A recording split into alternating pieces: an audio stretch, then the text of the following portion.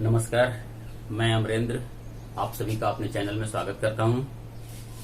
आज हम लोग कक्षा 8 का गणित में अध्याय 1 परिमेय संख्याएं जो पढ़ रहे थे उसको हम लोग आगे कंटिन्यू कर रहे हैं। तो उसमें हम लोग स्टार्ट किए हुए थे एक्सरसाइज 1.3 चैप्टर एक्सरसाइज था 1.3 या प्रश्नावली 1.3। इसका हम लोग क्वेश्चन नंबर 9 तक पिछले वीडियो में कर चुके हैं। आज हम लोग इसको 10, 11, 12 ये 3 बचा हुआ है, इसको हम लोग करेंगे। तो आइए हम लोग शुरू करते हैं। क्वेश्चन नंबर 10 कहता है बताइए ऐसी परिमेय संख्या जिसका कोई व्युत्क्रम नहीं है। व्युत्क्रम का मतलब होता है जिसका कोई उल्टा नहीं है। जैसे यदि हम लोग इसको देखें तो 1 का यदि हम लोग व्युत्क्रम करेंगे तो 1/1 मतलब 1 हो जाएगा, तो व्युत्क्रम तो है। यदि हम लोग 0 का करेंगे, 0 है, इसका यदि व्युत्क्रम करते हैं तो क्या होगा, ये 1/0 ये होता है नॉट डिफाइंड, परिभाषित नहीं,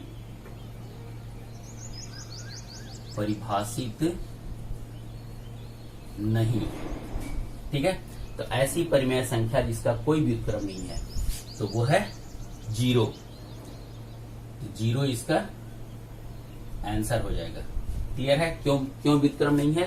इसलिए कि यदि 1/0 करेंगे हम लोग तो वो परिभाषित नहीं या नॉट डिफाइंड कहलाता है, तो इसलिए 0 इसका आंसर होगा A का।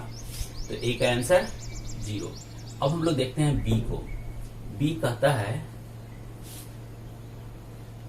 ऐसी परिमेय संख्या जो अपने व्युत्क्रम के समान है। तो 1 का व्युत्क्रम कितना होता है 1/1, ये इसके बराबर है। -1 बराबर 1/-1 बराबर -1। ये अपने व्युत्क्रम के समान है, ये अपने व्युत्क्रम के समान है, इसलिए आंसर हो जाएगा 1 और -1। अब हम लोग C देखते हैं। परिमेय संख्याएं जो अपने ऋणात्मक के समान हैं। कहता है कि जो अपने ऋणात्मक के समान है, तो कोई भी नंबर होगा, जैसे 1 उसका ऋणात्मक -1, 2 तो -2 है ना। तो हम लोग यहां पर इसको देखेंगे क्या, यदि हम 1 लेंगे तो ये अपने -1 है तो ये 1 हो जाएगा। अपने ऋणात्मक के समान है तो ये तो बराबर तो हुआ नहीं। और यदि 1 है तो ये हो जाएगा -1, 2 है तो -2, लेकिन 0 है तो वो 0 ही रहता है। 0 न तो धनात्मक होगा न तो ऋणात्मक होगा। तो ये बोला परिमेय संख्याएं जो अपने ऋणात्मक के समान हैं, तो चाहे ये हो चाहे ये हो, इसलिए इसका आंसर हम लोग लिखेंगे 0। क्या परिमेय संख्याएं भाग के अंतर्गत सदैव समृद्ध हैं? तो ये आप इसका प्रॉपर्टी याद रखिएगा कि बाकी सब जगह पर वो समृद्ध होता है। कोई भी परिमेय संख्या को किसी भी परिमेय संख्या से भाग देने पर परिमेय संख्या प्राप्त होती है, बस सिर्फ एक जगह नहीं प्राप्त होता है। वो कौन सा जगह है? जैसे ये मान लीजिए कि ये कोई परिमेय संख्या है, इसको यदि 0 से भाग दें या तो ये नॉट डिफाइंड है या परिभाषित नहीं है ना। तो क्या परिमेय संख्याएं भाग के अंतर्गत सदैव समृद्ध है? तो लिखेंगे हम लोग इसका आंसर नहीं। क्या परिमेय संख्याएं भाग के अंतर्गत सदैव क्रम विनिमेय हैं? हम लोग यहाँ प्रॉपर्टीज में हम लोग इसको देखें कि क्रम विनिमेय नहीं होता है। जैसे हम लोग यदि लिखेंगे 1/2 भागा 1/3, तो इसका वैल्यू क्या होगा 1/2 गुने 3/1, तो ये हो जाएगा 3/2।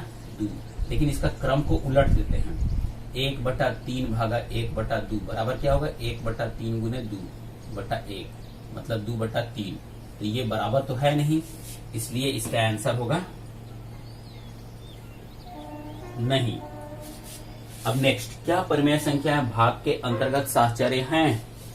तो भाग के अंतर्गत भी यह साहचर्य नहीं होगा, चाहे हम लोग उसका ब्रैकेट बदल दें या कुछ भी। जब ये नहीं है तो ये भी नहीं होगा। ये हम लोग प्रॉपर्टीज में हम लोग ऑलरेडी पढ़े हैं, हम वहां पे इसको विस्तृत बताए हैं। क्या हम 1 को 0 से भाग कर सकते हैं? अभी हम लोग देखे थे यदि 1 भागा 0 करेंगे तो ये क्या हो जाएगा, किसी भी संख्या को यदि 0 से डिवाइड किया जाएगा तो वो नॉट डिफाइंड या परिभाषित नहीं होगा। तो हम लोग इसको लिखेंगे परिभाषित नहीं। ठीक है, ये परिभाषित नहीं हो गया। तो क्या हम 1 को 0 से भाग कर सकते हैं? तो इसका आंसर लिखेंगे हम लोग नहीं। ठीक है, ये हो गया। क्वेश्चन नंबर 11 है, रिक्त स्थानों को भरिए। तो ए शून्य का व्युत्क्रम है, तो शून्य का उल्टा, जैसे हम लोग यदि शून्य है इसका व्युत्क्रम लिखेंगे तो क्या हो जाएगा 1/0। तो शून्य का व्युत्क्रम क्या होता है, परिभाषित नहीं। तो हम लोग यहां पर इसको लिख सकते हैं, ये परिभाषित शून्य का व्युत्क्रम नहीं है। यहां भर देंगे नहीं। हम लोग इसलिए देखिए 0 = 1/0, इसका व्युत्क्रम क्या होगा 0 का 1/0, तो ये परिभाषित नहीं है। ये हम लोग अभी पीछे भी पढ़ चुके हैं, परिभाषित नहीं, इसलिए हम लोग लिखेंगे शून्य का व्युत्क्रम नहीं है। संख्याएं डैश तथा डैश स्वयं के व्युत्क्रम हैं। कौन कौन संख्या स्वयं का व्युत्क्रम है? तो 1 और -1 हम लोग यहां पे भर देंगे। 1 और -1 स्वयं के व्युत्क्रम हैं। परिमेय संख्या तथा उसके व्युत्क्रम का गुणनफल, देखिएगा परिमेय संख्या मान लीजिए कि ये 1/5 है और इसके व्युत्क्रम, इसका व्युत्क्रम कितना होगा 5/1। इसका जब गुणनफल होगा तो कितना के बराबर होगा 1 का, उसका गुणनफल 1 है, यही लिखेंगे हम लोग। दो परिमेय संख्याओं का गुणनफल सदा, कहता है दो परिमेय संख्या को यदि हम लोग गुना करेंगे तो ये क्या होगा, परिमेय संख्या प्राप्त होगा। तो हम लोग यहां पे लिखें सदा परिमेय है, सदा परिमेय संख्या है। हम लोग यहां पे संख्या भी लिख देते हैं, परिमेय संख्या है। किसी धनात्मक परिमेय संख्या का व्युत्क्रम, तो जब धनात्मक है, जैसे मान लीजिए कि यदि 5 का उल्टा क्या होगा, व्युत्क्रम कितना होगा तो 1/5। यदि -5 होता तो ये कितना होता 1/-5। तो किसी धनात्मक परिमेय संख्या का व्युत्क्रम धनात्मक है, धनात्मक, ये भरेंगे हम लोग यहाँ पे धनात्मक है, ये इसका हो गया, ये इसका हो गया। फिर कहता है किसी ऋणात्मक परिमेय संख्या का व्युत्क्रम, तो क्या होगा, ये ऋणात्मक भराएगा यहाँ पे। अभी हम लोग यहाँ पीछे देखें, अभी हम ये ऋणात्मक है, जहां हम लोग देख लिए हैं 1/x, जबकि x बराबर 0 नहीं होगा, का व्युत्क्रम कितना होगा 1/x का व्युत्क्रम। हम लोग ऐसे देखें 1/x तो बराबर हो जाएगा x, तो व्युत्क्रम कितना होगा x। किसी परिमेय संख्या का शून्य से विभाजन, तो कोई भी परिमेय संख्या को 0 से हम लोग डिवाइड कर सकते हैं, तो नहीं, तो हम लोग यहाँ पे लिखेंगे नहीं, विभाजन नहीं है। यहां नहीं है, या हम लोग इसको लिख सकते हैं संभव नहीं, दोनों में से कुछ भी लिख सकते हैं, संभव नहीं है। ठीक है, अब हम लोग चलते हैं क्वेश्चन नंबर 12 कहता है उत्तर दीजिए, क्या -1.1/8 का गुणात्मक प्रतिलोम 8/9 है? तो हम लोग पहले इसको देखते हैं, इसका सॉल्यूशन ए का -1.1/8 को लिखेंगे हम लोग क्या, 8 एकम 8 और 1 9/8, ये माइनस है। का गुणात्मक प्रतिलोम, तो गुणात्मक प्रतिलोम का मतलब होता है व्युत्क्रम, तो -9/8 का व्युत्क्रम या गुणात्मक प्रतिलोम क्या होगा, गुणात्मक प्रतिलोम बराबर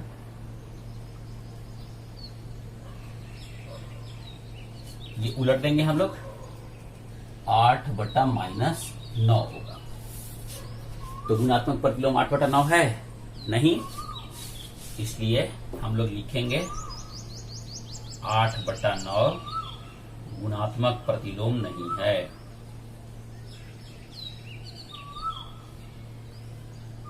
प्रतिलोम नहीं है। ये हो गया हमारा यहाँ पे।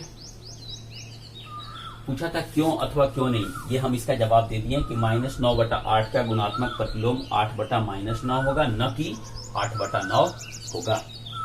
अब हम लोग सेम चलते हैं, क्वेश्चन नंबर बी को देखते हैं। इसका ये कहता है 3.1/3। तो पहले हम लोग इसको तोड़ देते हैं, 3×3 = 9, 1 10/3। ठीक है। अब इसका गुणात्मक प्रतिलोम बोलता है का गुणात्मक प्रतिलोम बराबर, तो जस्ट इसका उल्टा करेंगे हम लोग, तो 3/10 होगा। तो 3/10 को हम लोग क्या लिख सकते हैं, 0.3 भी लिखा जा सकता है। तो क्या 3.1/3 का गुणात्मक प्रतिलोम 0.3 है? तो आंसर हो गया हाँ।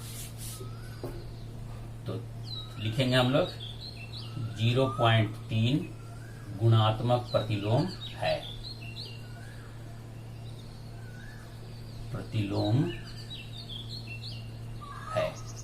हो गया। अब 12 का सी देखेंगे, क्या 0.4 का व्युत्क्रम 5/2 है? तो पहले हम लोग देखते हैं सी को, इसका सॉल्यूशन ना। 0.4 पहले इसको लिखेंगे क्या हम लोग, 4/10 लिख सकते हैं। ये पॉइंट के बदला में 1 और 1 के बाद 0, 2 दूनी 4 और 2 बचे 10, 2/5। तो 2/5 का व्युत्क्रम क्या होगा, जस्ट इसका उल्टा होता है ना, इसका उल्टा, तो 5/2। तो क्या 0.4 का व्युत्क्रम 5/2 है? तो लिख देंगे हाँ। कैसे हुआ ये आप लोग देख लिए। 6/13 को -7/16 के व्युत्क्रम से गुना करने पर कितना होगा? तो हम लोग लिखते हैं 6/13 गुने -7/16, इसका व्युत्क्रम कितना होगा,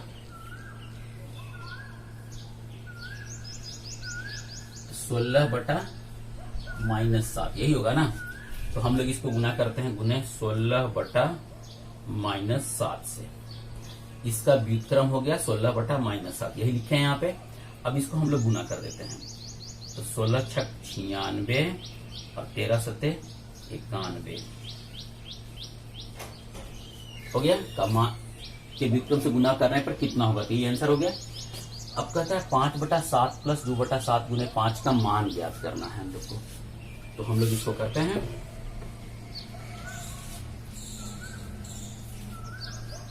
देखिएगा ई, इसका सॉल्यूशन है ई 5/7 जोड़ 2/7 गुने 5 बराबर, नीचे जब दोनों सेम है ना, हर दोनों का सेम है, तो ऊपर वाला सिंपल जोड़ देते हैं हम लोग, 5 + 2/7 और गुने 5, तो 5 × 2 = 7/7 गुने 5। ठीक है। तो ये 7 कट जाएगा, क्या बचेगा 5।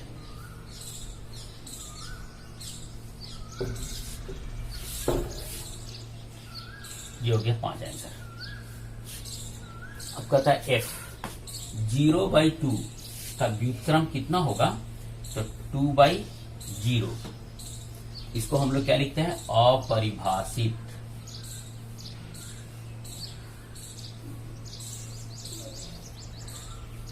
पूछा था 0/2 का व्युत्क्रम कितना होगा, तो 0/2 का व्युत्क्रम 2/0 जो अपरिभाषित होता है।